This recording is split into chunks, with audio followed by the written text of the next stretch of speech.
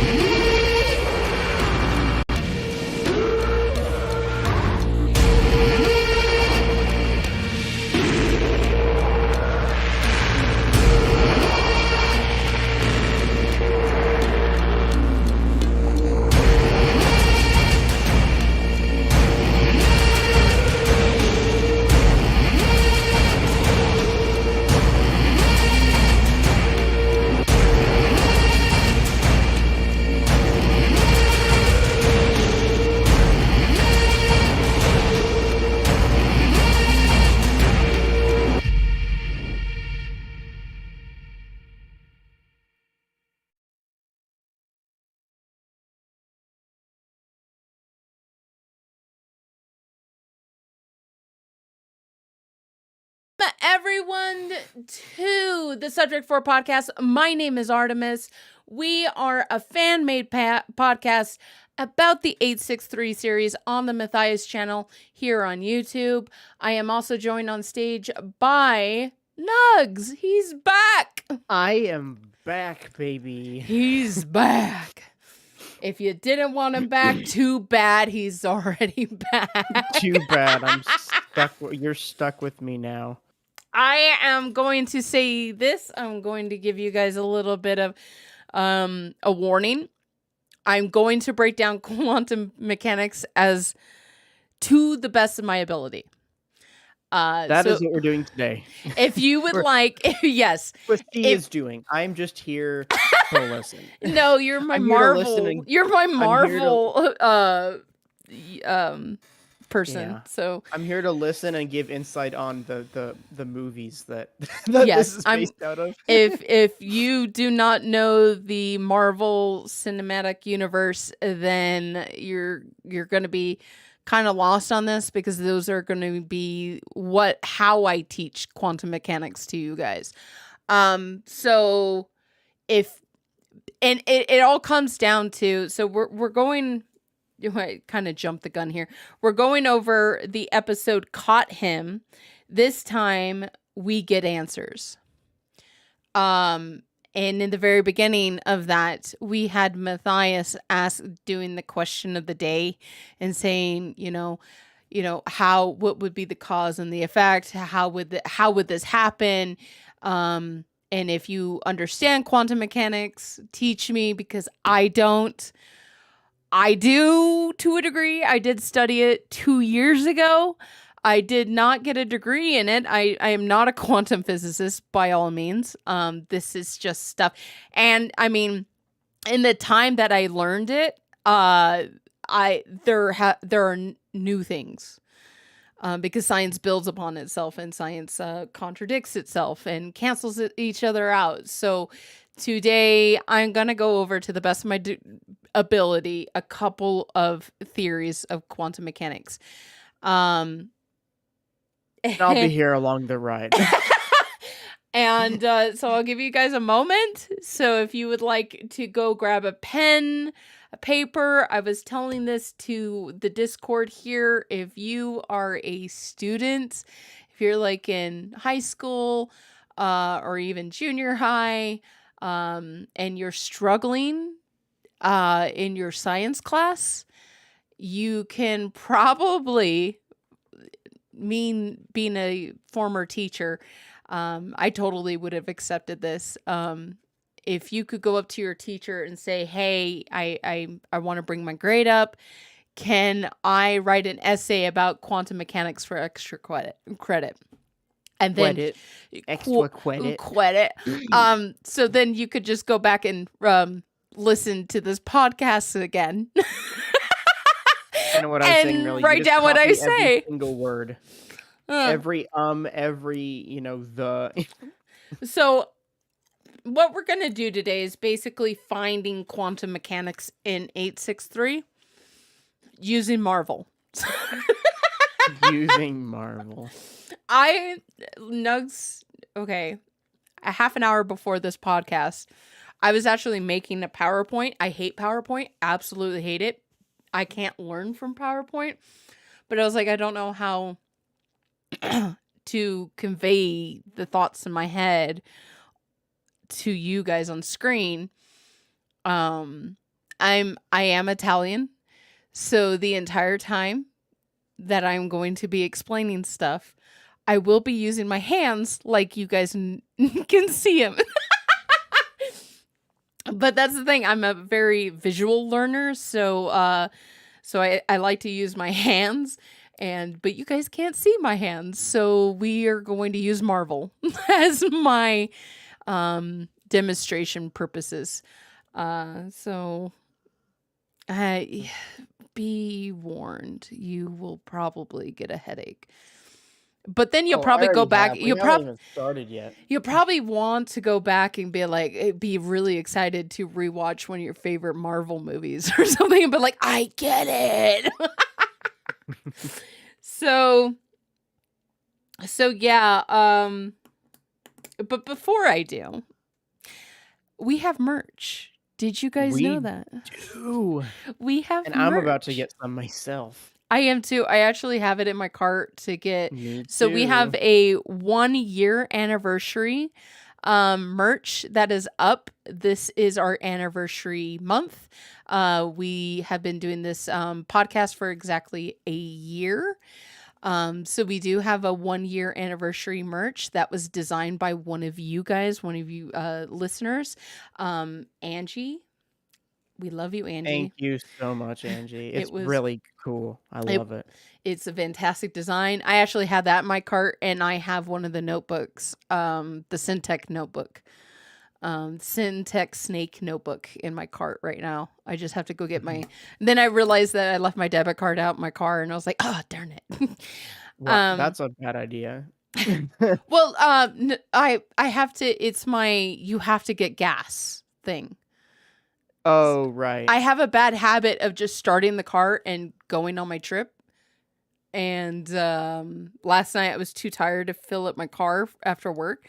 So I was like, okay, if I put my debit card here, I'll remember to get gas. So, but then I was trying to buy podcast stuff.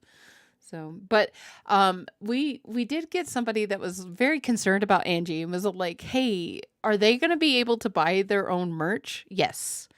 We have arranged that.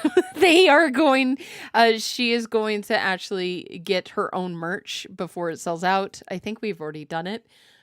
I think Squatter was the one that bought it, and I was like, I'll pay you back. I think we did a little while because it was in between paychecks for me. So we did. So she is going to get her own merch. Don't have to worry about that. But I'm more worried about you guys, because you guys have exactly just, you only got a couple more weeks left, and then these are gone forever. These are limited edition. Yeah, these are limited edition. Once this design is done, the month is done, these go away. Mm-hmm. So you will never get these again, and only the hardcore fans of the Subject 4 podcast could be like, I was here for the 1-year anniversary. Here's my proof. I'm not a hardcore fan. I'm sorry. By the way, if you guys buy merch and you guys buy like some of Nick's posters and stuff like that, take a picture, tag and post it on Instagram and tag us, and we want to see you guys in it. And Squatter got a huge kick. I can't remember who it was, but somebody on Discord was all like, I bought some of Nick's posters for my daughter's birthday, and she was so excited, and actually got to uploaded a picture of her daughter with the posters, and Nick was all like, that is so exciting. And it is. It's very exciting to see you guys as excited for your guys' platform. This is not Artemis's platform. This is not Nugs' platform. This is not Matthias's platform. This is your platform. And this is your guys' merch. This is your guys' way to see each other out in the wild. But anyway, hopefully you guys got your notebooks, your pen, your paper, or whatever, and we can jump into this. We will be going kind of over the episode, basically what the episode was about. And Nugs, you'll probably have to help me because I have all this knowledge in my head and my short-term memory is kind of fuzzy, but basically they got to talk to Scott, right? That's pretty much all that happened. They what I did find interesting, obviously before going to the quantum mechanics part, is he came at the same time that he had come the last couple days. Mm-hmm. Which I guess technically does tie into what we'll be talking about. Yeah. But I just found that very interesting. But I was also thinking of like the consequences of that, because now that they talked to this guy, I mean, I want to say it was a 20-minute conversation. And that's what they put into the video, right? So I think it was a conversation that right, but like we have been waiting. We've been waiting for this for 4 years, for 4 seasons. We actually got to talk to someone from Syntec and got answers. Exactly. Which is why I love the episode. I really did. Yeah, and it's the first time, like, the very end is one of my favorite, the very beginning of the conversation, when you kind of had this, like, weird awkwardness going on, and Matt just... I don't know what it is, but the way when Matt was just like, Scott, like they were old friends or something like that, was just so cool. And he'd like hop the wall, which, by the way, great job, Matt, hopping that wall. I have short little stubby legs. Parkour. Like I would have been, you know how like everyone's kind of making fun of Sam and how she got off the wall? I would have been 10 times less graceful than Sam. I would have injured myself if I tried to do what Matt did. Scott, buddy, sit down, take a cookie, let's talk. I know. So that just the way he said Scott and the whole interaction with Scott, that was very interesting to me. Another thing in the very end, when Matt shook Scott's hand, I was just like, wow. Yeah, me too. And I'll get into why, to me in my head, why that was just so significant. It was a very significant moment, and maybe I'm gonna romanticize that moment a little bit, but leave me alone. I'm a nerd. Leave me alone. Let me get my 863 nerd on. Yeah. So let's go through finding quantum mechanics in 863. Uh-oh. Here we go. And I hope you guys are all ready. So the first Marvel person we are going to be talking about is Ant-Man. So Ant-Man goes to the quantum realm. And so I'm going to use Ant-Man. If you've seen Ant-Man, I'm going to use that to describe what quantum mechanics is. To dumb down what quantum mechanics is, it is the science dealing with the behavior of matter and light on an atomic and subatomic levels.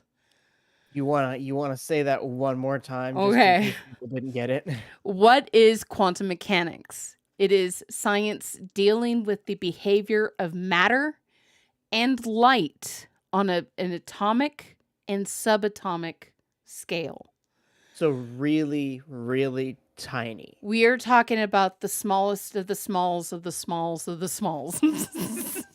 If you have a pen in front of you, look at the tip of the pen. You can fit over 3 billion particles of subatomic particles on top of that pen. This is small.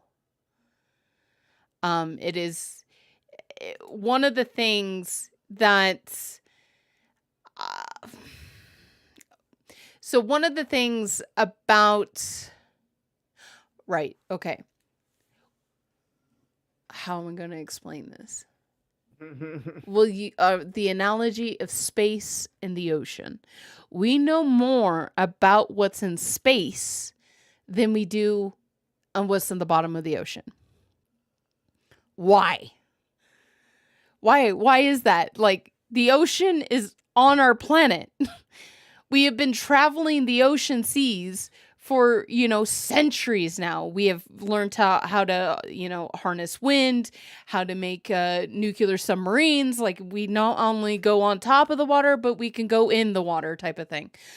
How do we know more about stuff that's up there than we know stuff that's down here? And the question, this is the answer. Every single night you see space. Ever since humans, the first human opened its eyes, it's been seeing stars. It's been seeing planets. You can go out and look at the sky, whether it's blue or black, wherever you're at right now. You can look up and see the sky at any time. But you can very rarely look down into the deepest of the oceans. You can't just look down there and go, hey, what's that? You can't just all of a sudden go, I want to look at the Mariana Trench today, and look down. No, you don't get to do that. Same thing with quantum mechanics.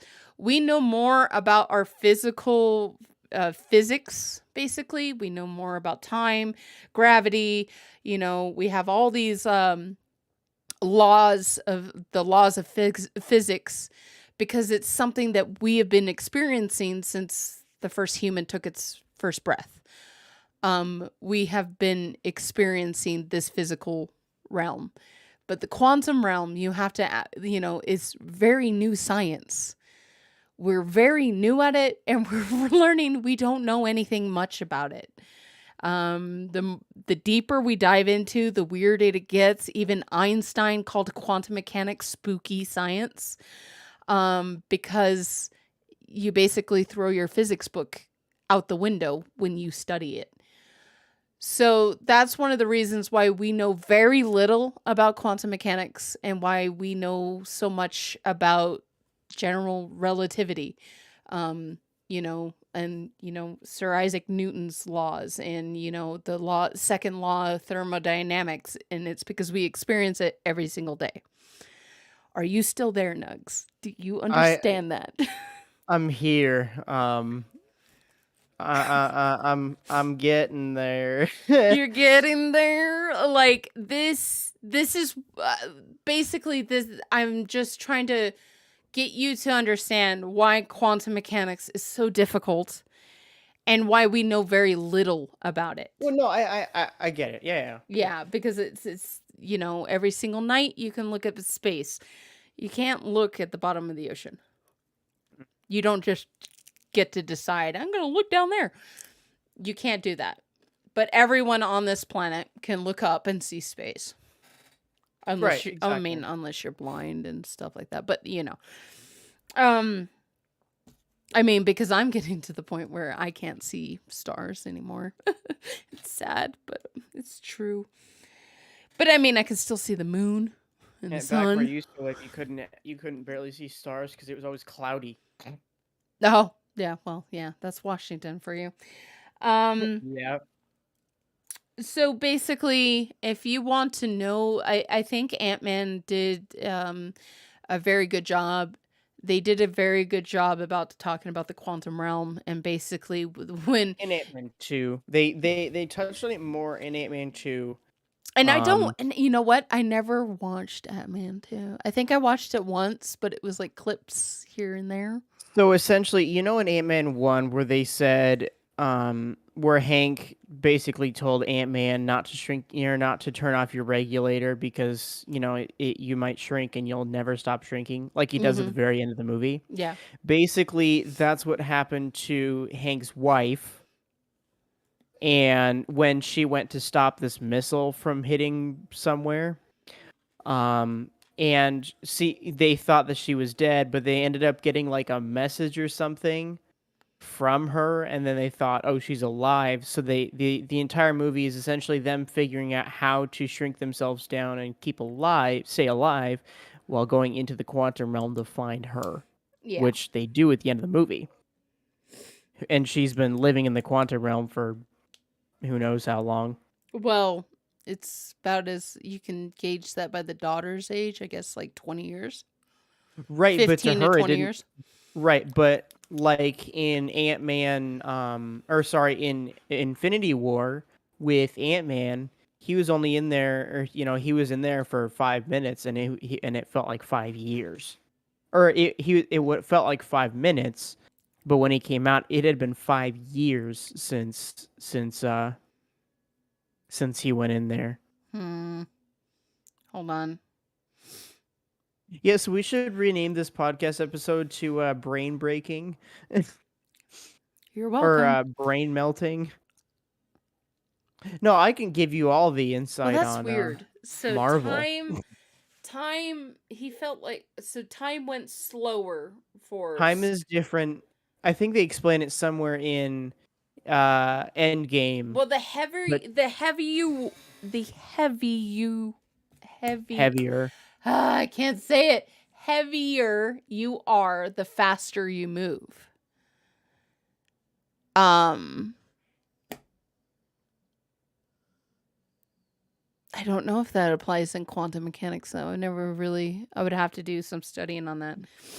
No, but essentially with the entire premise of Avengers Endgame is they want to save everybody, and they find out that they can actually, that because when Ant-Man went into the quantum realm for 5 minutes, or what he thought felt like was 5 minutes, he was in there for 5 years. They thought, what if we could utilize this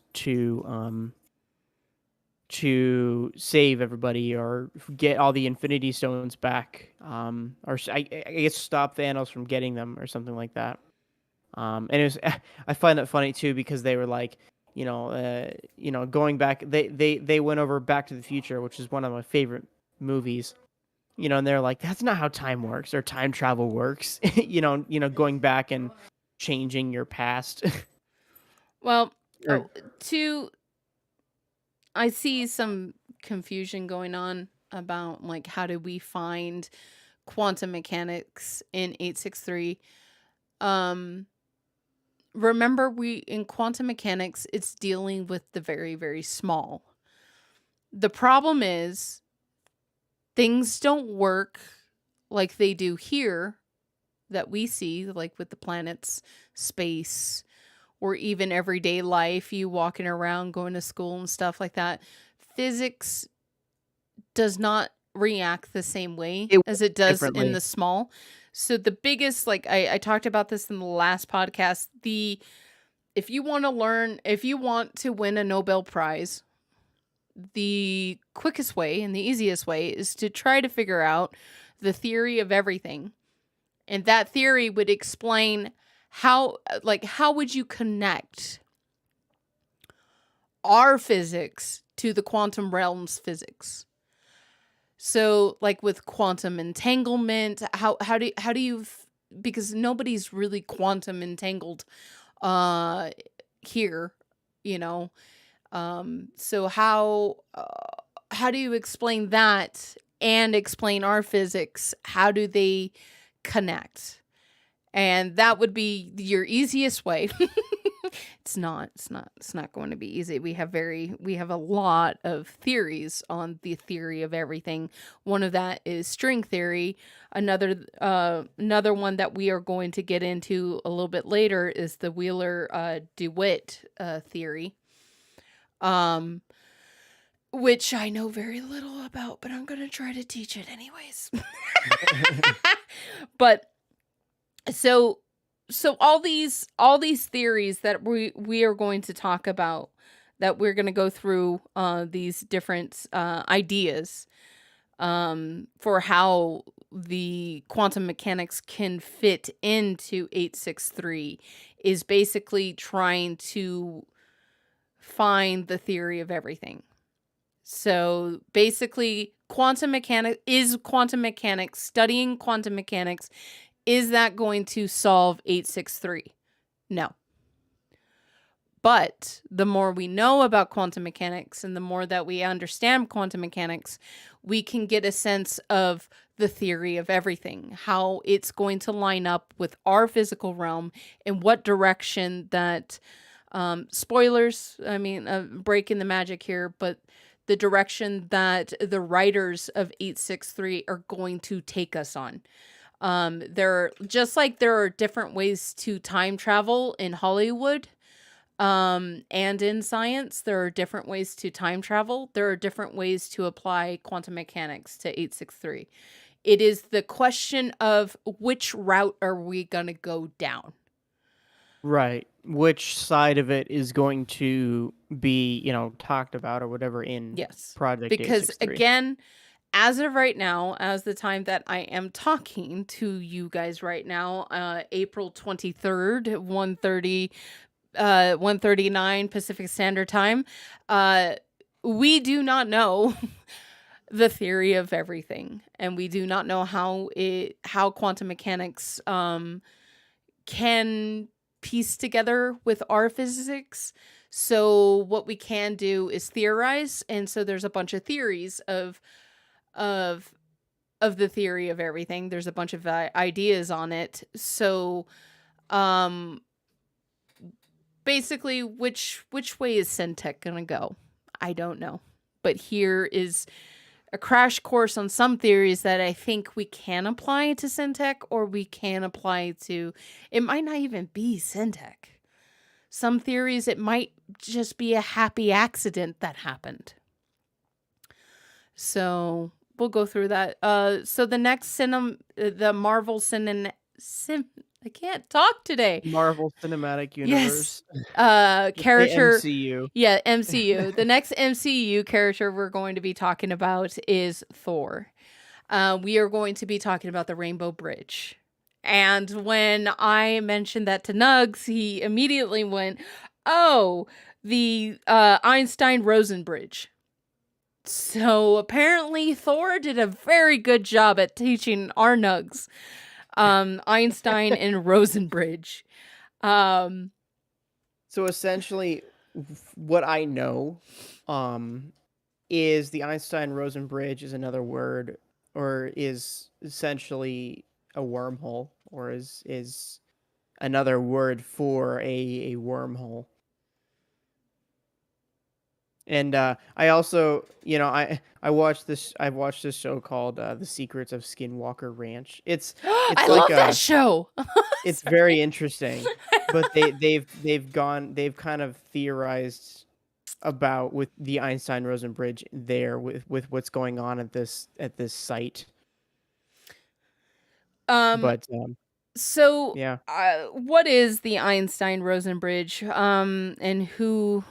But we all know who Einstein is, but who's Rosen? Rosen was, at the time, was one of Einstein's last assistant. And they theorized what could be on the other side of a black hole. And what if it was another black hole? And what if these black holes are actually, that we know that are black holes, what if they're actually wormholes to parallel universes or different universes? Or it could also be, it could also be like wormholes to other sides of our universe.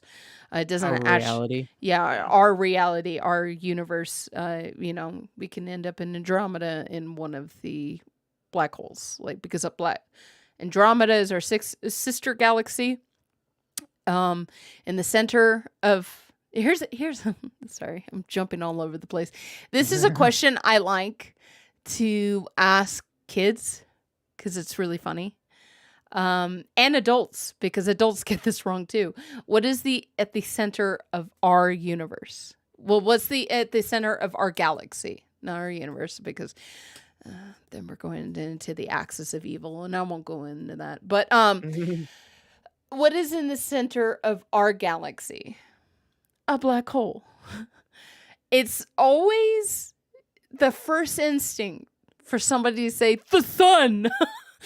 Yeah, it's the sun. No, if we were anywhere near the center of the Milky Way galaxy, we'd be dead. We actually don't know. We know what kind of happens after the event horizon, but yeah. So my sister's over there going, I can't do this. My brain hurts too much. It's just grab what you can and grab what you can. And if you have questions, I am watching Discord. YouTube, I need to move OBS. YouTube, I do see you. So YouTube, if you're over there like, also we do have some people listening in. You also know where to chat to give me questions. So to Thor, how do we apply the Einstein-Rosen bridge, Thor's rainbow bridge to 863? Well, we can speculate that we do know that, the Scott had to come from somewhere. The Mountaineer had to come from somewhere. So could there be a Einstein-Rosen bridge connecting Scott's time, which is 2003-ish, to Matthias's time? 100% I say no, but it's going to be a theory I'm going to give you guys anyways. And giving you guys a crash course in quantum mechanics, we can theorize that. And honestly, Einstein-Rosen bridge has nothing to do with quantum mechanics. It's more of other than like the parallel universes and stuff, it's more of a connection, a gateway to different dimensions or fast travel to like the Andromeda galaxy.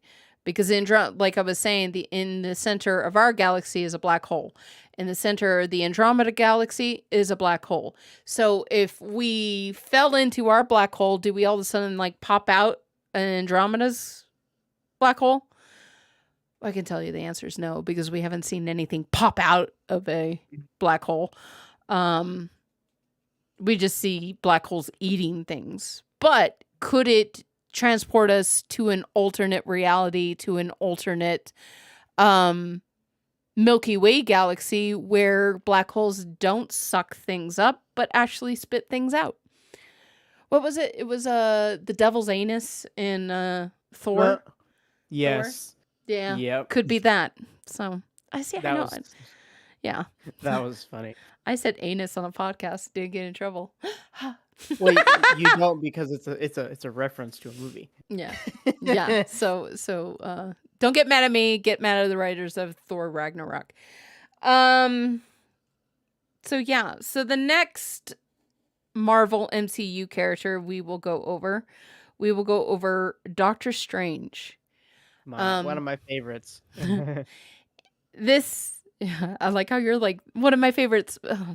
This is going to be my least favorite theory to talk about. I like it because the in the movie, it's just so cool. Like what you're talking about is so awesome. Yes.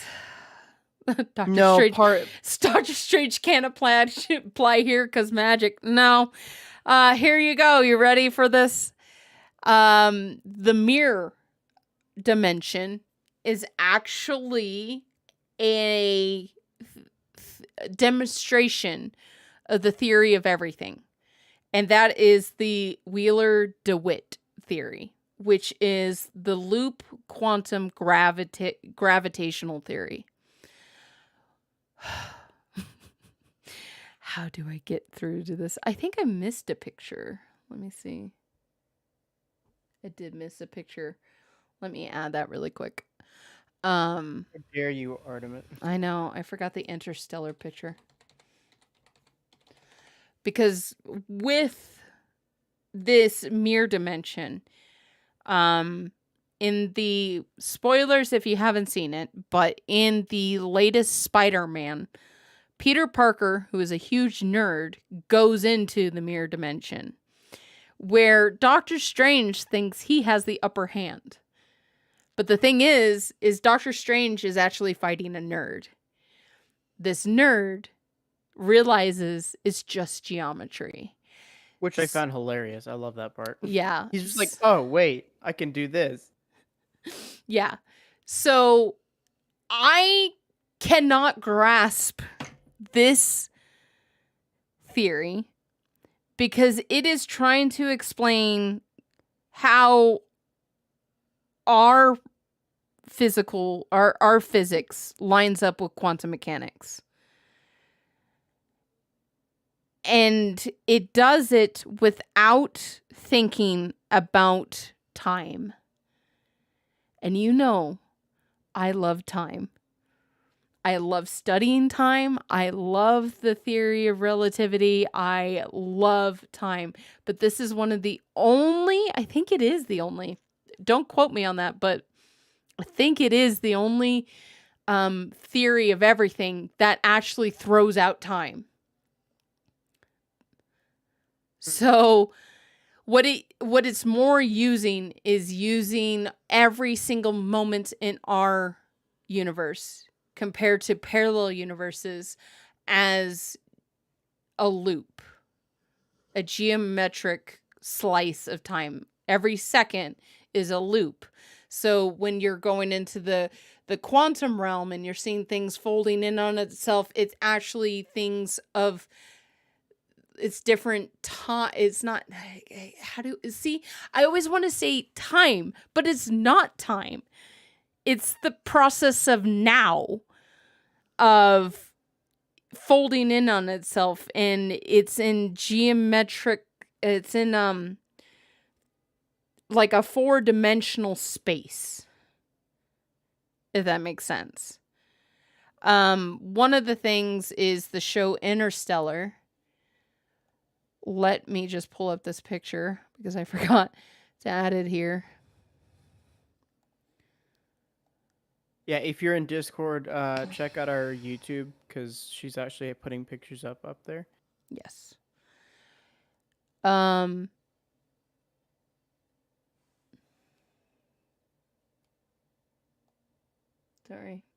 Just organizing myself. So in Interstellar, you had the main character getting dragged into a black hole where there are 4th dimensional beings.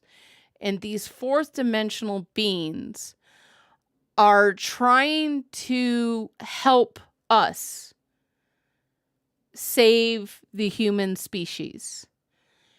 And they construct time, which they're outside of time, so they don't really understand timelines, how we see time as a timeline, cause and effect, which that is what Matthias said in his question of the day was, give me the cause and the effect.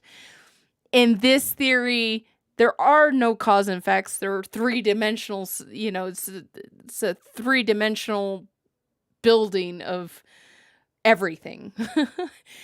So these 4-dimensional beings built this so he could communicate to his daughter at a different time and warn her and and tell her how to get to this habited planet.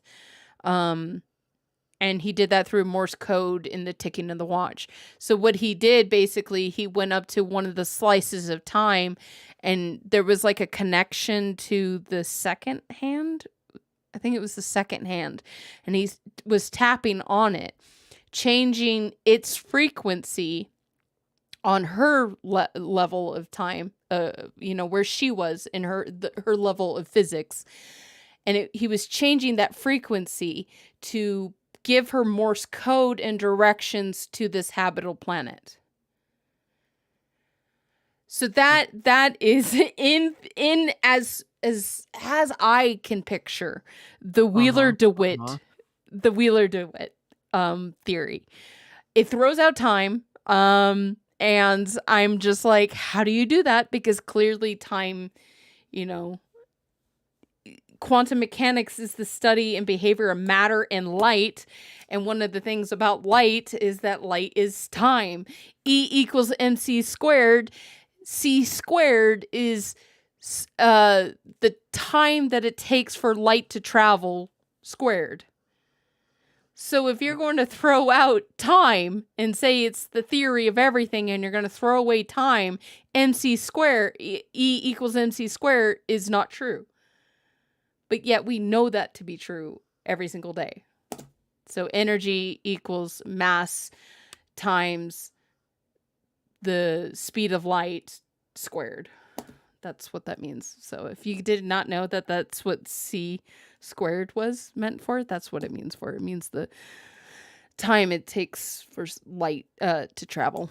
So I don't understand this theory. The only way I can understand it is to think about Doctor Strange's mirror dimension, and to think about Interstellar, this scene where he's trying to communicate to his daughter in the past. Does that make sense? Are you holding in there, Nugs? Are you okay? I think it's starting to unravel. Well, the thing is that it's. By unravel, I mean my brain is just like. It is. This is probably going to be the hardest one for anyone to grasp. If you're not very good at geometry, this is not going to be your specialty. So Woods, I hope you clicked off for a few minutes, because he said he failed geometry. And Kenna's like, this kind of makes sense to me. This is more of, in my head, this is more for people who are very artistic. It's a way to. It's not that I don't understand what you're saying. It's just that it's just crazy. It's just weird. It's a very artistic way of trying to explain the universe. Mm-hmm. It's a very romantic, artistic. And if you're very artistically inclined and you understand like art and, geometry and stuff like that, you will be able to grasp this a lot better than I will. I'm a visual person. I'm not a think in my head, art person. I don't art.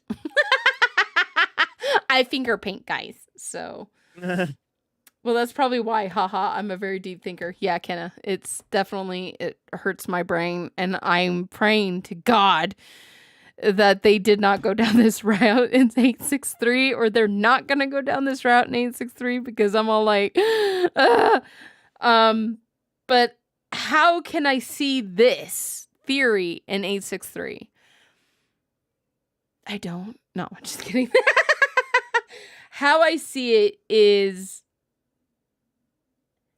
Deb using a computer program to speak to us, her being in the past and us being in the future. Just like how in Interstellar, how he was like flying through and finding the right thing. He also had a computer there who helped him figure this all out. So maybe Deb's computer could be a way of talking to us from the future using this geometric fourth dimension. Another thing that I see in 863 is just Chloe's last name. DeWitt is so close to DeWitt. And I was like, is that a clue? Like, I'm like, it's like I'm watching Blue's Clues when I look at 863. I'm like, is that a clue? So a clue. That's what I usually do. And just the fact that DeWitt and DeWirt are really close together, I'm like, is that trying to point us to a direction? Yeah. And you Well, know, the when other thing is like you think like the guy's name is Scott, and then you think Ant-Man. yeah, no, I didn't think that. I just thought Ant-Man because of quantum mechanics. It's the best way to describe quantum Well, mechanics. I know, but the Ant-Man's name is Scott. Yeah, the Ant-Man's name. Yeah. What? What did I say? Did I say something The wrong? Ant-Man, like he's real. No, that's not his real name. I don't remember his real name. All I know is that actor does not age. Anyway, He doesn't. I know. That's what I was just thinking. the one thing about the Wheeler-DeWitt theory is that it's called the loop quantum gravitational theory. Loop quantum. Kind of seems like we're in a loop, but that's not really what it's about. It's not a time loop. It's just instead in Interstellar they kind of had like these slices. With the actual theory of Wheeler-DeWitt, it's like little loops of time or nows. Not time. I have to get time out of it. See, I can't. I really cannot. Because I'm all like, so we're just going to throw away time. All right. So let's get out of that one because my head hurts. And if you guys have any questions, now's the time to ask. If anyone has any questions about the Wheeler-DeWitt. I can't wait to have the hey audience come up, and then everybody's gonna be like, "My brain is gone." My brain is mush, and I just want to talk about ice cream now.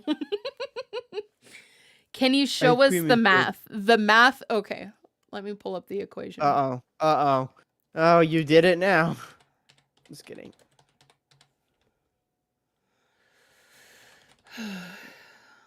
This is above my pay grade. That's exactly what Matt said.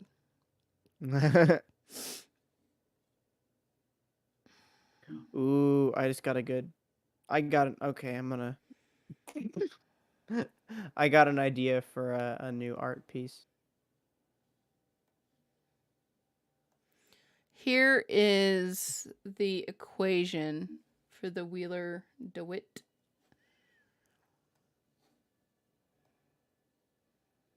I'm just going to post this on Discord and just going to reply to you because you're probably the only one interested in that. So there you go. Maybe I should look up all the equations for this. Let me look up. Yeah, I looked at it. It's Michio Kako. We're gonna go over his equation with string theory. Kako string theory. Yeah, I'm not even gonna pretend I understand. One of the reasons somebody was like, well, why would Scott have this book about quantum mechanics? It's just to have the equations. It's not really a book that you can actually pick up and enjoy reading. It's a notebook of a quantum physicist. And it's like him note keeping all the equations that you need to okay,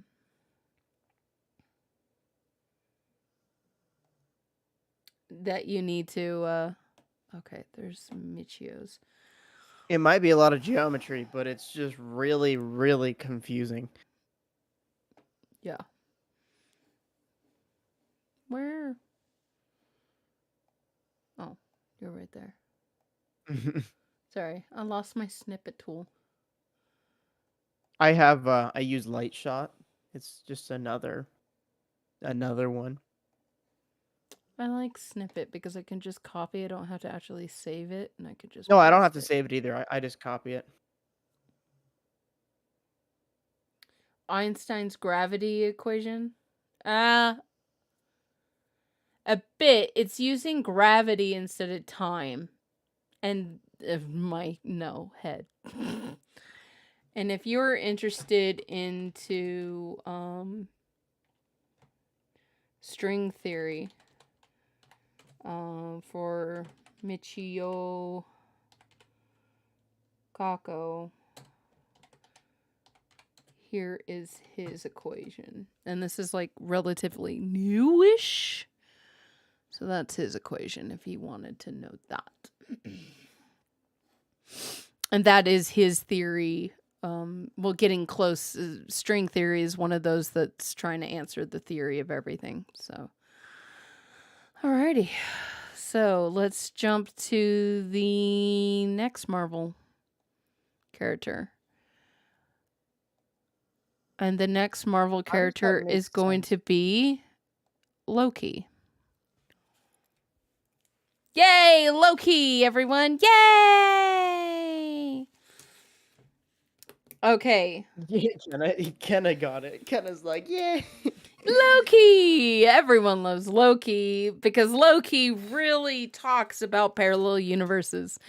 It really goes that was into probably one of my less favorite shows. You know what? The show, it wasn't very. I mean, it was okay. Okay, it was entertaining, but it wasn't my favorite. Well, I like it. I mean, I never said I don't like it. It just wasn't my favorite. We're gonna go over parallel universes with Loki. No duh. Well, yeah, and we can also go do that with the new Spider-Man movie as well. Well, and the new Doctor Strange movie. Well, Doctor Strange, we're gonna be talking about the Sorcerer Supreme. Right, which is part when of this too. she kind of has a conversation with Hulk. That's kind of going to talk about how you can time travel using parallel universes. And WandaVision. Yeah, WandaVision has parallel universes in that. So it did? Yep. Where? Yep. So each she goes into different times. Like she goes into black white television, then she goes to like the 60s, the 70s, and the 80s, and each of those are kind of parallel universes to different. Oh, yeah, the pocket dimensions or whatever. Yeah. And when things don't go the right way, she kind of shuts down that time and jumps to a different one. Yeah. Right. Okay. Mm-hmm. So with Loki, we're gonna talk about the Nexus event. So the picture on your screens on YouTube, you can see the timeline. That white line is our timeline. Cause and effect. Cause being on the left, effect going to be on the right. We've got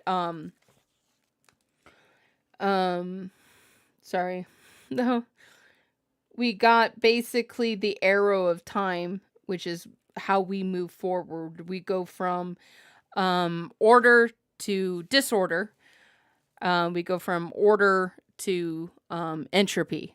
That's how we move forward in time and how we know which direction we are going in time. We're always moving from order, new baby, to entropy, person dies. That's your timeline. And everything in between that time, that's your timeline. That's the direction that we can only move. Now, these branches that you see coming off on the red are parallel universes. They talk about a nexus event that causes branches from our timeline, and that they hunt basically the timekeepers, basically, or whatever they're called, hunt down things that are going to affect our timeline. So these parallel universes will affect our timeline. And they kind of see these major effects, like a big giant storm wiping out half a city. That's a huge effect. When in reality, theoretically, in theoretical science, a branch would be every action you make. Whether you decided to lift your left arm instead of your right arm. So that line right there should be a lot more red things branching off of from it, and then more things branching off of those red things and that's how you get parallel universes. Is every action you decide to make or not make makes a branch. It would be it would be finite. These branches would be finite. And to go to the Sorcerer Supreme. In this picture, we have the Sorcerer Supreme talking to Hulk and talking about he was trying to get, I think it was the Time Stone, right? The green one's the Time Stone. Yep. He's trying to get the Time Stone from the Sorcerer Supreme, and she's basically saying no because it's here to protect this timeline. Now, how do you, let's say we all decide as subject 4, we decide to go back in time and save Matthias from becoming Nelson. We all just decide, hey, we're going to go back in time. We figured out how to do it. We're going to go back in time and make sure that Nelson, we're going to make sure that Matthias doesn't walk into location 3, or he doesn't walk into location 3 and shut the door on himself. So we're going to go back and change that. Great. We saved Matthias that day. So we come back to our reality. Would there be a reason for us to go back in time? No. So how did we go back in time? There's a huge paradox right there. And that, I know in this movie, you had Tony Stark fighting the whole concept of going back in time because you have this huge paradox. There is a way to go back in time and fix everything. I was listening to my favorite, Michio Kaku. He was basically going through all the cinematic universes in Marvel and saying, hey, this could be true, and they got this right, and they got that right. He was basically doing this, and you can find that up in YouTube. All you have to do is type in, like, theoretical physicist explains Marvel or something like that. And he used the analogy of saving Abraham Lincoln. So in order for me wanting to go back in time to save Abraham Lincoln, I can't go back in time on my timeline. I will go back and save another parallel universe's Abraham Lincoln. Does that make sense? Sure. I think I said before. So if we want to go back and save Matthias, we don't really go back and save our Matthias. We go back and save another parallel universe's Matthias. So to explain that, Michio explains, instead of thinking of time as a timeline, think about our time and our reality as a bubble. And all the events in our universe are on the surface of that bubble. And on our bubble, on the surface of our bubble, Abraham Lincoln was shot in Ford's theater. But we want to save Abraham Lincoln. So we would have to go to the next bubble that has where Abraham Lincoln did not die. And then we would have to push our bubbles together to make a bigger bubble.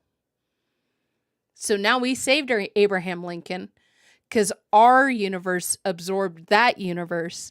And this is where the theory of, like, the Nelson Mandela effect comes into play. There's a lot of people that remember something happening. Like, they remember Nelson Mandela dying in prison. That's why it's called the Nelson Mandela effect. They remember seeing that on television. They remember that happening. But it didn't happen in this universe. Why? Maybe that bubble popped. And we're now in this bubble. Does that make sense? Maybe we saved Nelson Mandela because our bubble where he never died merged with the universe where he never did die. Is that, yeah. This I can actually kind of somewhat understand. Yeah.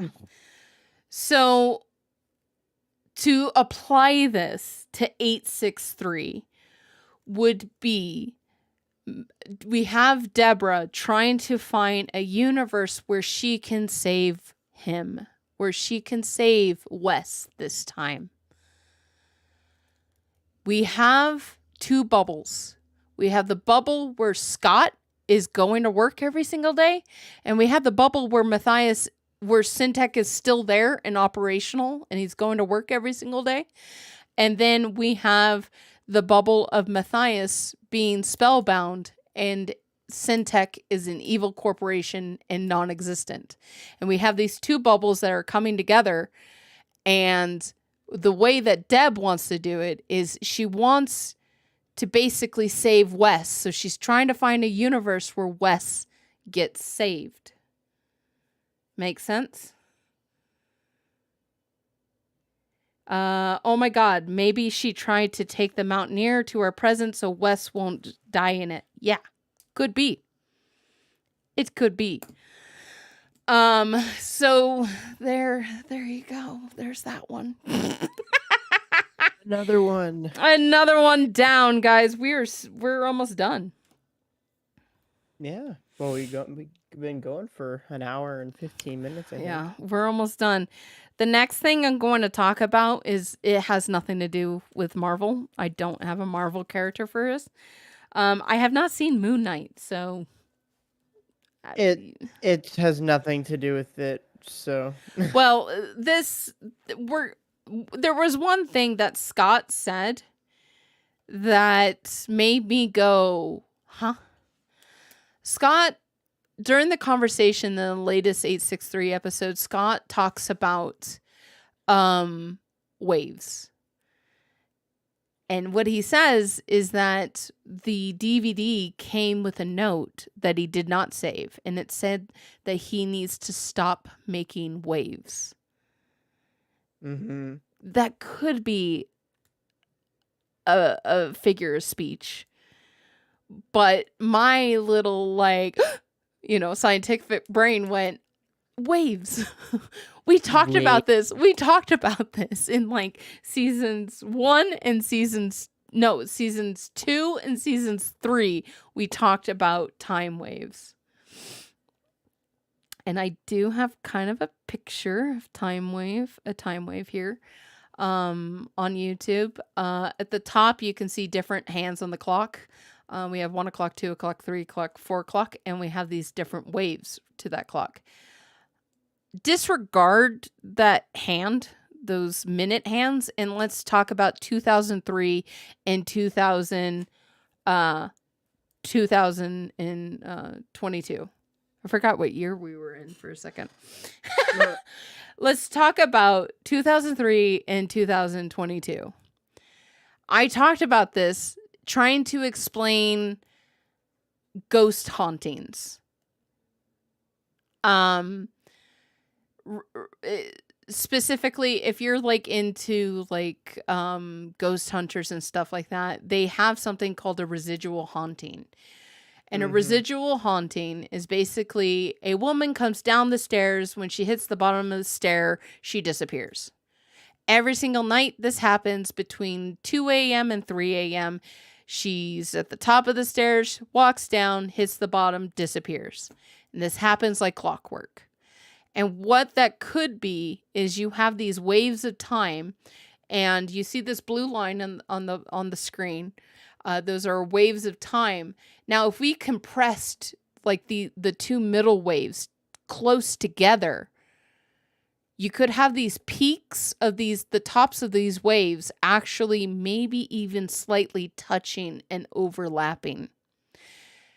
Does this all sound familiar to you in 863? We kind of have a residual haunting going around. We kind of have Scott walking around doing the same thing over and over again. Scott enters the Mountaineer. Scott drives away, disappears. Kind of like the ghost person at the top of the stairs, walking down the stairs and then disappearing. This could be something that Scott does every single day. He leaves work, drives home. And or he did say he was on his way to see Deb, and we could see a repeat of this time because we're looking into that time because these two waves are very close to each other. Mm-hmm. Now, whether that time is passing for Scott, so it would be interesting for them to jump out of the bushes the next day to see A, if Scott remembers, or B, Scott's on a different day. Now he's not trying. He said he was on his way to go see if Deb was at her hideout. Maybe they jump out of the bushes. He doesn't remember them. And he's going to be running an errand for Wes instead. So we're seeing different days in this time thing. Now, AGJ007 says that Scott is stuck in a loop. We don't really know he's stuck in a loop yet. Because true. All we know is that he shows up around the same time, but he's doing something different. He tried to get into a different building. And he tried to get into, I think Kat said that he tried to get into Blue Base. And then they caught him again trying to get into Blue Base. And this time we see him drive away. He's not doing the same actions. He's not necessarily in a time loop. But time is resetting because the briefcase keeps getting moved around. But then another question is how come the briefcase didn't move from the lobby? Mm-hmm. So it's interesting. But one of the things is it's almost like a residual haunting where we have two time waves that are crossing each other. But it's not really a haunting because Matt shook his hand. Yeah, exactly. That's what I thought too. I was like, okay, now And we can they can physically get into the Mountaineer and physically Mhm. interact with the briefcase. Physically, they could, Matt could get inside the Mountaineer and drive away with it and park it in Red Base or something like that. Over at Red Base. So this clearly is not a haunting, but it's very much like it. Yeah. So those are the, oh my gosh, the brain hurting's stopping now, by the way. Those are the theories that I can see into 863. There's probably more, but as of right now for our podcast, that is all I'm going to go over. I did leave a TikTok. It's not going to be put up on YouTube as a short because it's long. That's funny. It's not going to be put up as a short because it's long. Not a short because it's long. Yes. I think it's like almost 2 minutes long. And it's going through kind of something with Doctor Who. And again, time, love it. Doctor Who is a Time Lord. Of course, I'm going to love him. And if you have not checked out our TikTok, it's also up on our Instagram and it's also up on Reddit right now. My name is VetGirl69 on Reddit. Yeah, giggle. She said the funny number, guys. But yes, I go through kind of some similarities between an episode of Doctor Who called Blink and what we're experiencing right now. In seasons 1, we had them going through Deb's desk underneath the stairs, and they found documentation that belonged and that was about them. We had the documentation of Woods not getting accepted into a college. And we had documentation of Matt getting laid off from his previous job before he started YouTube. And then we had documentation of news clippings of Samantha And then we had the prediction of Samantha's birth.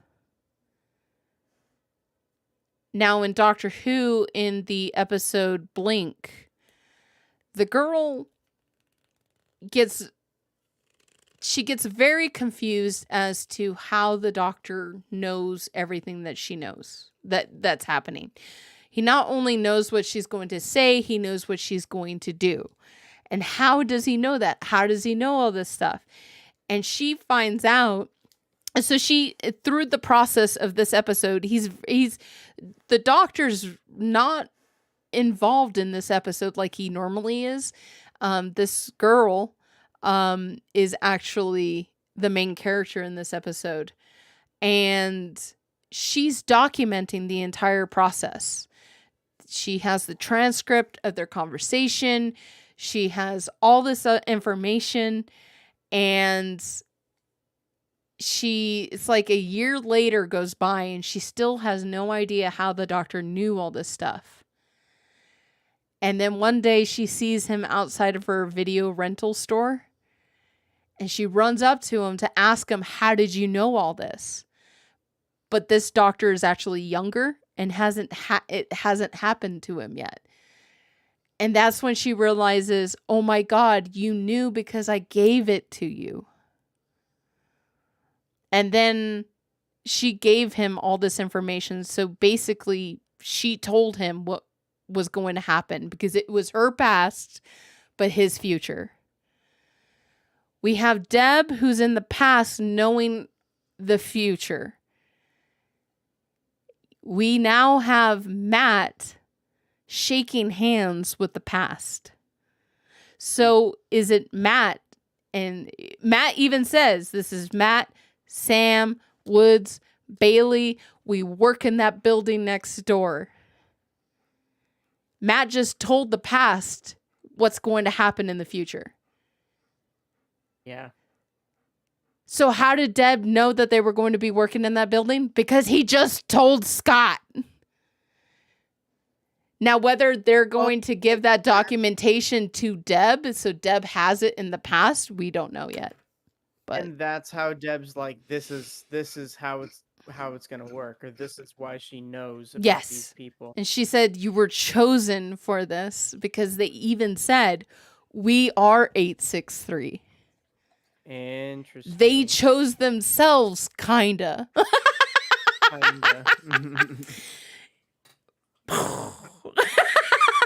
Boom. I solved 863. No, I'm just kidding. No, because there's still a lot of questions there. You broke me. It's just a theory. We still have yet the transaction. Like, still, how did Deb get this paperwork? How does Deb know that? Because the only thing we have right now is we just have the future talking to past Scott. Yeah. So, and you know what? Another kind of little thing that happened in this episode, we had Scott saying he was worried about Deb and he was going to go check and see if she was at her hideout. Scott is in 2003. Matt and her team think Deb recently just died. I don't think that's the case. I think she died back in like 2003. And we're now going to try to find her murderer, 19 years later, using a ghost called Scott. Because there's two things that are interesting. We had her on a phone call wanting to meet up. Maybe that phone call was he was actually talking to 2003. I don't know. And she was going to meet him at that spot in 2003. Maybe. I don't know. That's a little far. There's like two timelines going on here. And if you guys really want to get your head broken, watch Dunkirk. Dunkirk is a very good movie. Very historical too. Highly recommend it. But there's actually 3 timelines happening in one movie. You had the timeline of the fastest timeline, which is the air. So I think that is actually a span of an hour. You're actually just watching that timeline's hour. Then you have the ground timeline, and I think that is a span of 4 days. And then you had the sea, which is the span of 2 weeks.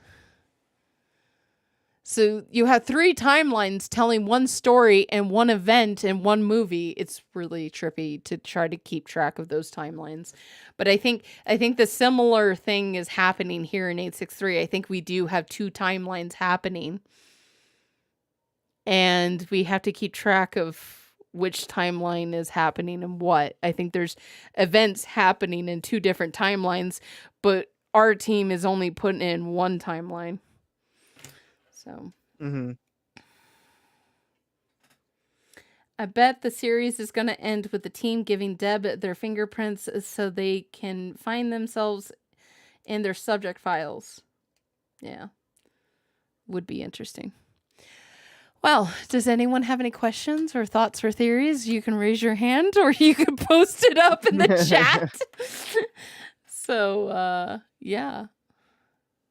Do we have any? Do you have any questions? Me? Nugs? No, I really don't. I mean, I do, but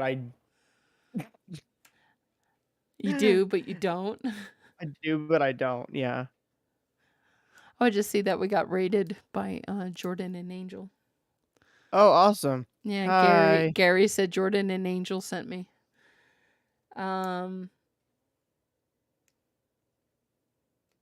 Maybe our Deb was a past Deb, which came in our present by some time machine. See, that's the thing. Like, is it a time machine or is it a Nexus event branch? And now she went back to her timeline. I don't think you can really leave. So Deb has even admitted that you can't go back in time. D3B told that to Matthias this season. There's nothing you can do about the past. All you can do is look for the future. What you can do in the future. What events can you do for the future? So I don't think it's necessarily Deb is going to ever travel back or our team is ever going to travel back.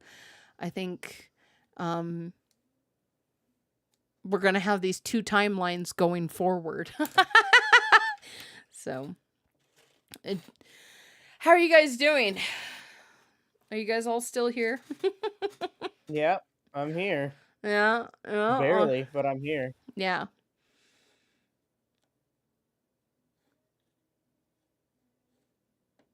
So, there's your little crash course on it's not necessarily going to be quantum mechanics that answers this. What's going to answer is the theory of everything. And which theory of everything are they going to go down?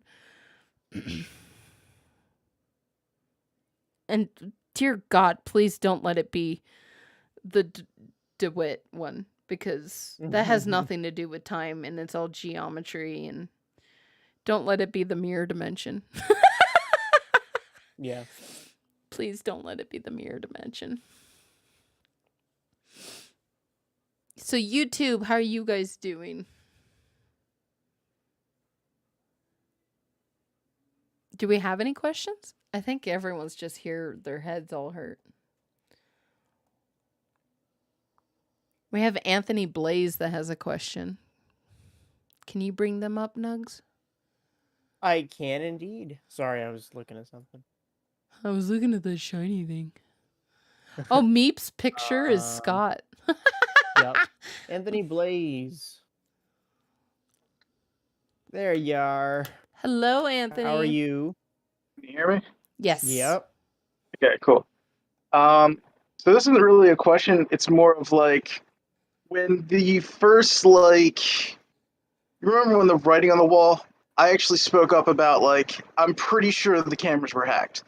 I was sort of right with Matt was just faking the videos. So I feel like this may seem time related, but I think more of likely Scott's memory is just getting wiped each day.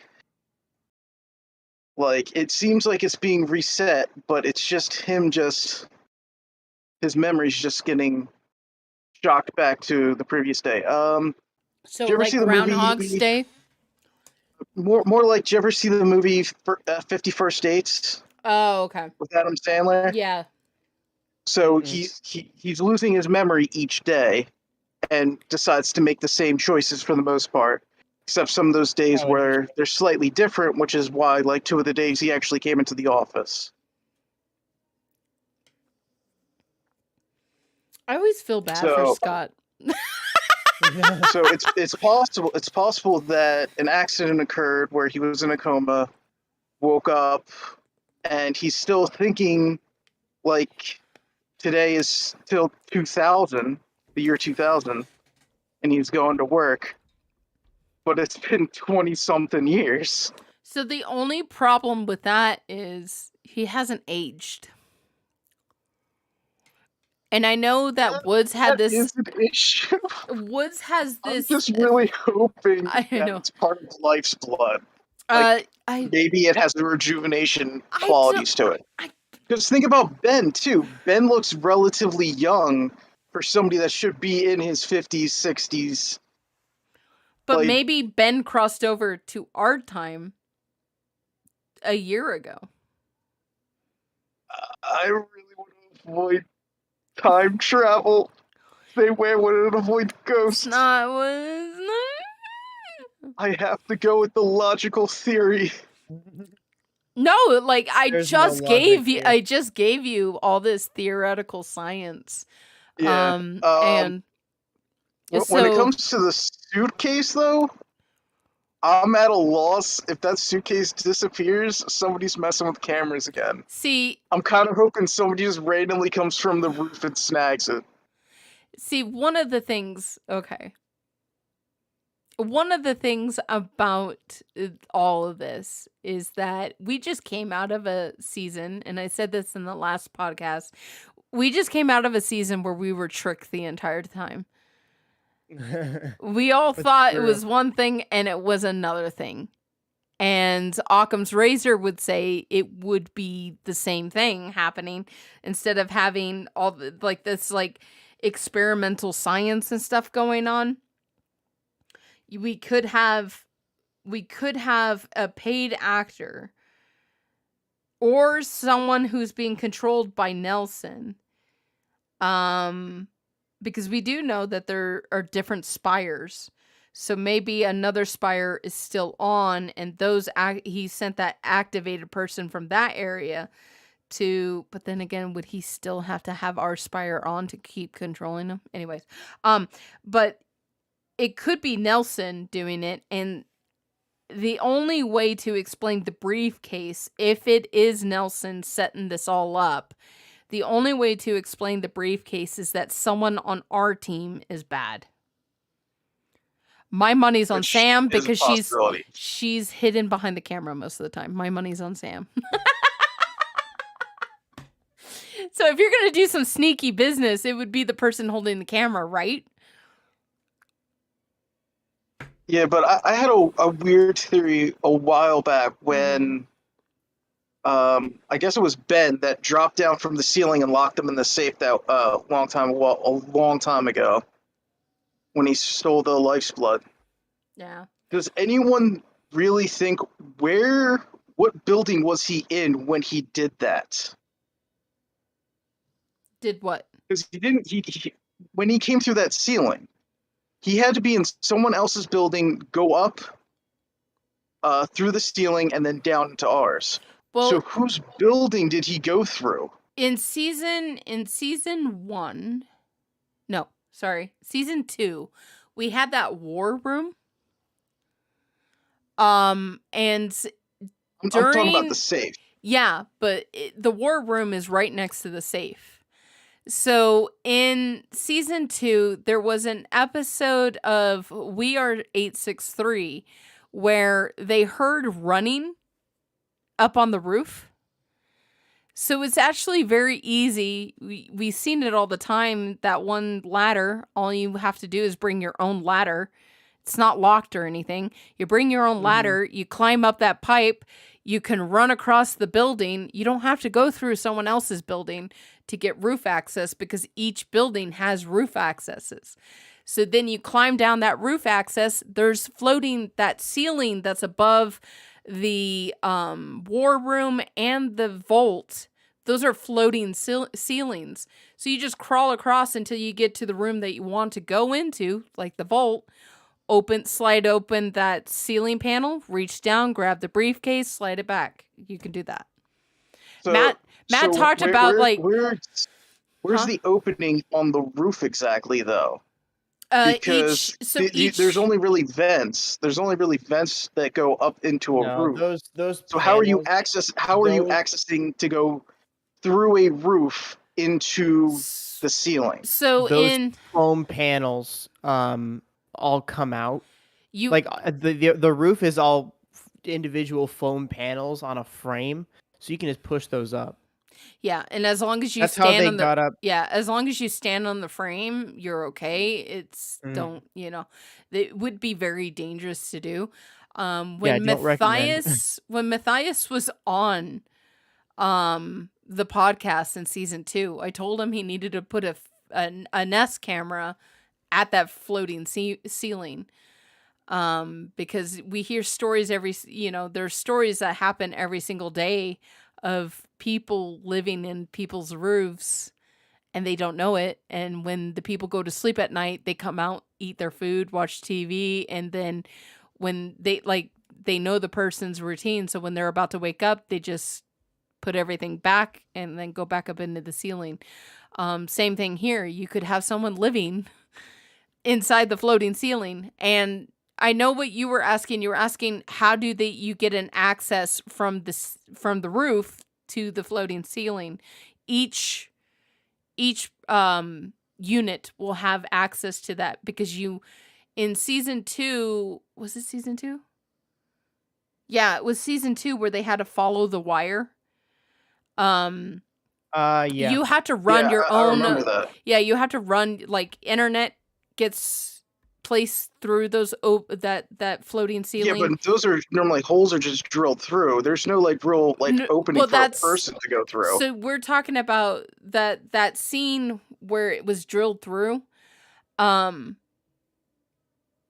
was actually something behind. We won't get in that, but that was actually a non-floating ceiling. When you look up where the old Mountaineer is parked, and they look up at the ceiling, that's the actual roof. Now in the office buildings, like Blue Base, the upstairs Blue Base where Sam, the conference, the war room, the vault, that roof right there is a floating ceiling. You have to have access to run wires, to run cable, to run lights, you have to have access to that. So there is ceiling access where people can actually run those wires. You can't just throw things down because you have to install the floating ceiling. In order to install the floating ceiling, you have to have an access port.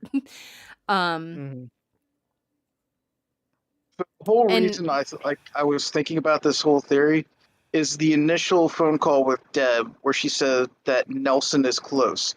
What if Nelson is literally an owner of one of the buildings that they're with? And that's how Ben got access. And I would hate that was a theory last season because of the sound system. People are like, well, is he controlling the sound system from a different unit? And Matt even said he didn't know who owned the unit next to them. So it is a plausible theory because, yeah. She said that he's close. And in my head, that means this man owned buildings before, the same buildings before. Are you saying that he couldn't already own still another room somewhere? I love how people's minds, the same sentence can be said to one person, but their mind goes a different way. You thought he lives next door. I thought it's someone in our team. Yeah, I personally think it's somebody next door. I thought Because- Sam or Bailey, and because Bailey's the same height as the mystery blonde, I was thinking Bailey. Now I'm thinking Sam because I think it would be just funny if our camera operator, the person, like, if it came, like, if she was doing something sly, Sam, Matt would have to go back through the Nest footage and see, like, she was pointing the camera one way, but doing something off camera. That would be interesting to me. Like, if they caught her doing something off camera. I do want to read something that Kenna wrote. She says, memory loss is a symptom of the serum.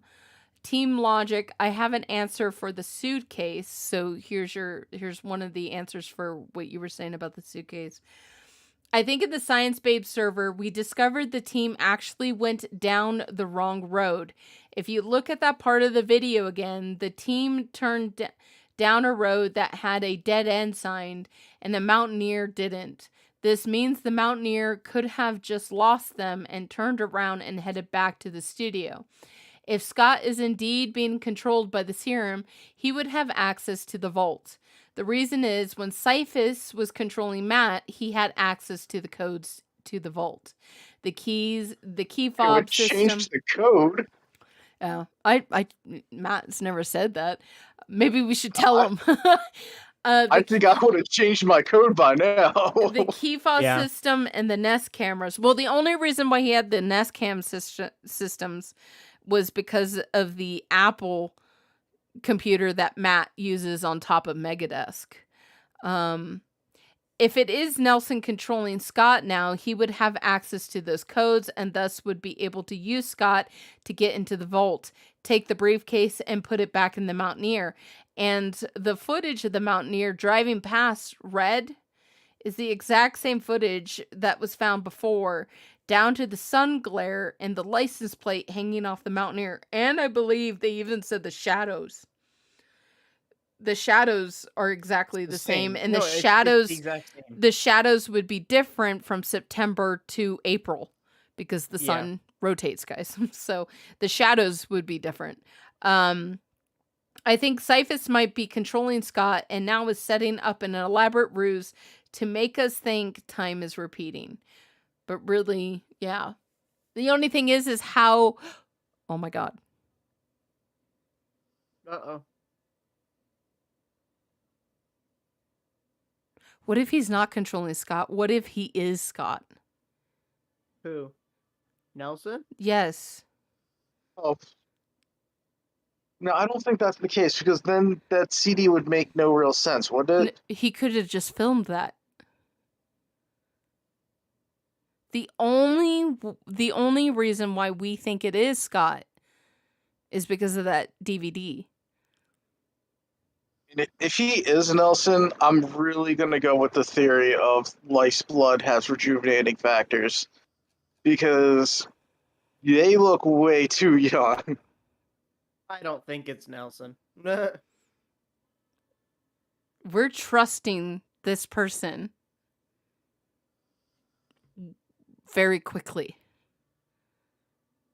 And why?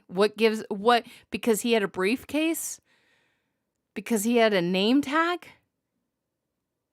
Why do we think this is actually Scott? I'm just going to point this out. Whenever you're acting in any way, shape, or form, some of your true colors pierce through, even just a little. Like and the way Nelson is, he has a very cocky nature, which is why he's very Matt when he was being controlled, he had somewhat of a cocky nature. He's very didn't cocky. see Scott having that. He's very cocky when there's a wall between him and the other person. Same thing like a 12-year-old internet bully.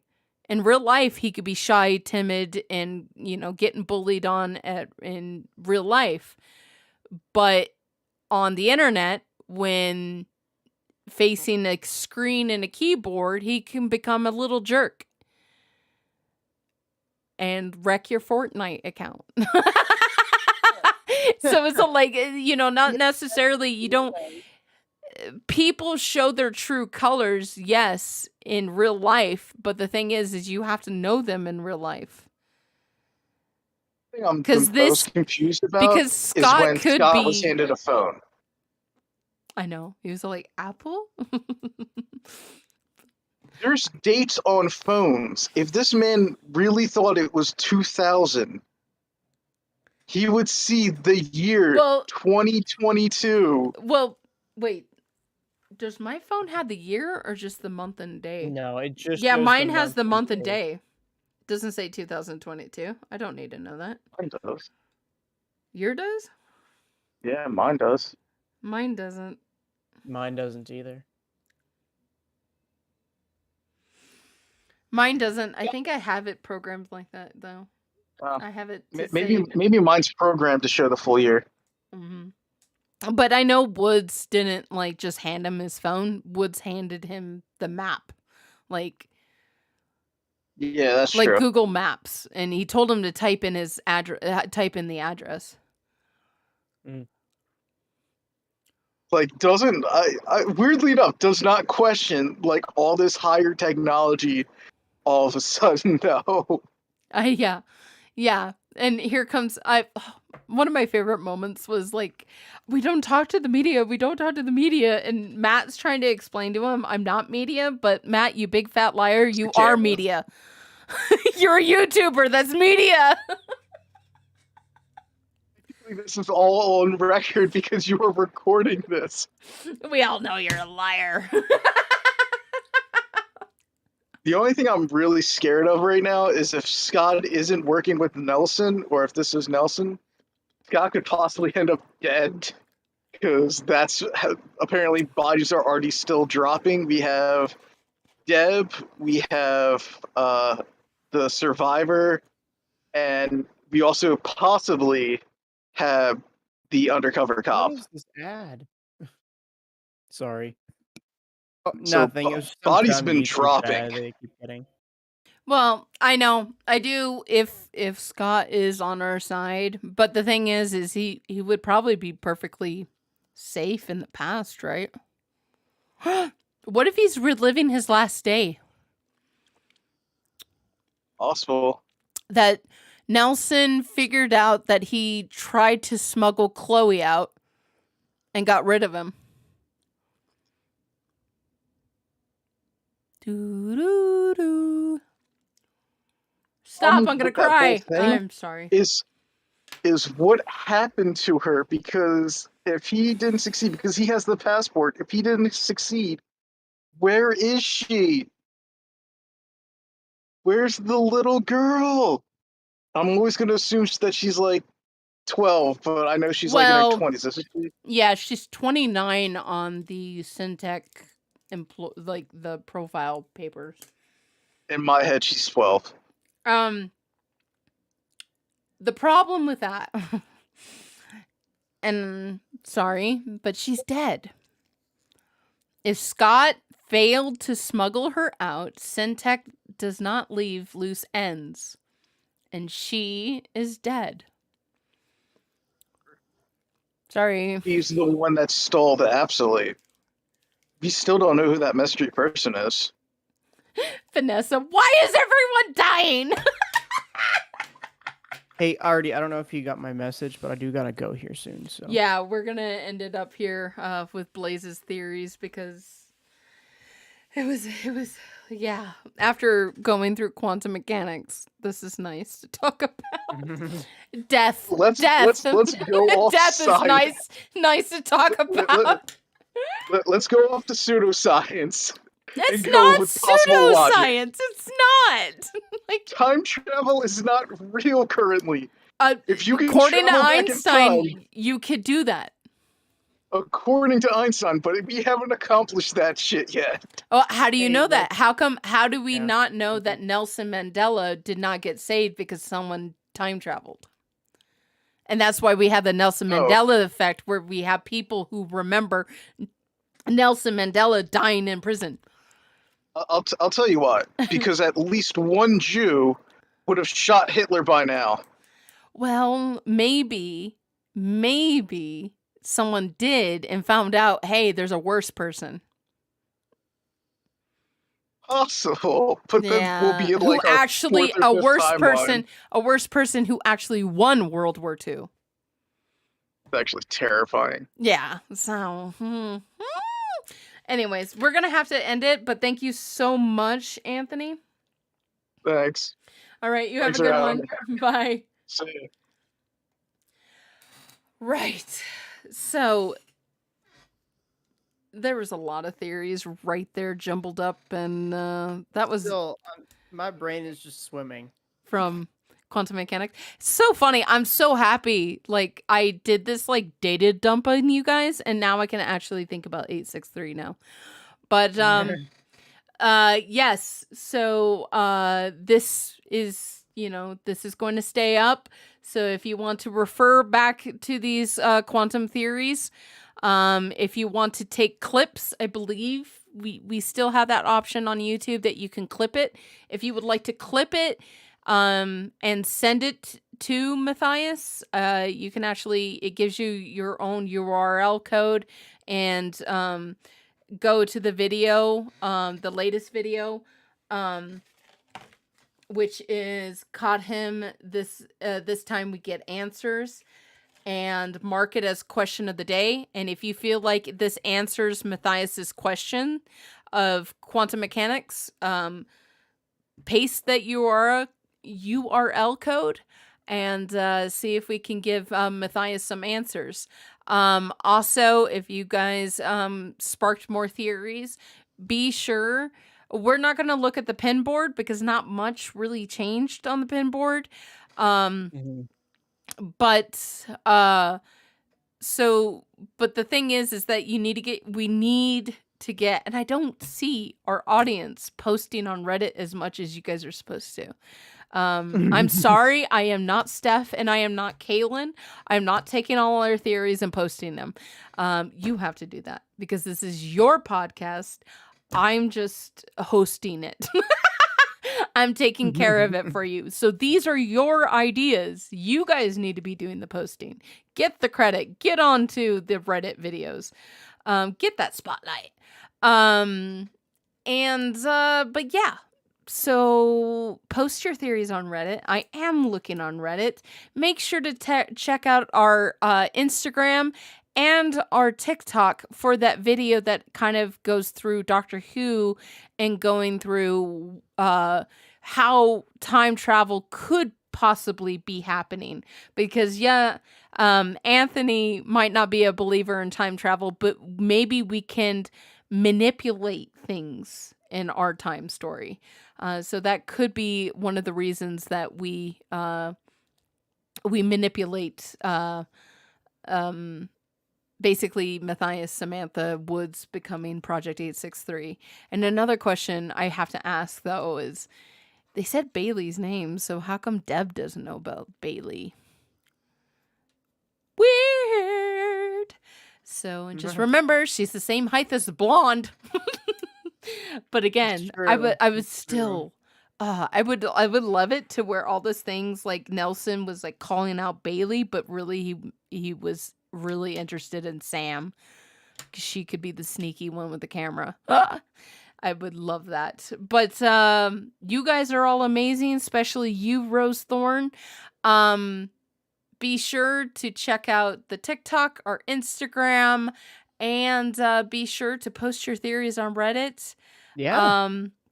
And post them on our Theorist Theater here on the podcast Discord. We will see you guys Tuesday, 1 p.m. Pacific Standard Time after the upload that is on Monday. Let's get all our theories together and let's help solve this case. And we will see you guys on Tuesday. Have a great rest of your evening and weekend and be safe. Bye. All of it. Yeah. See you on Tuesday.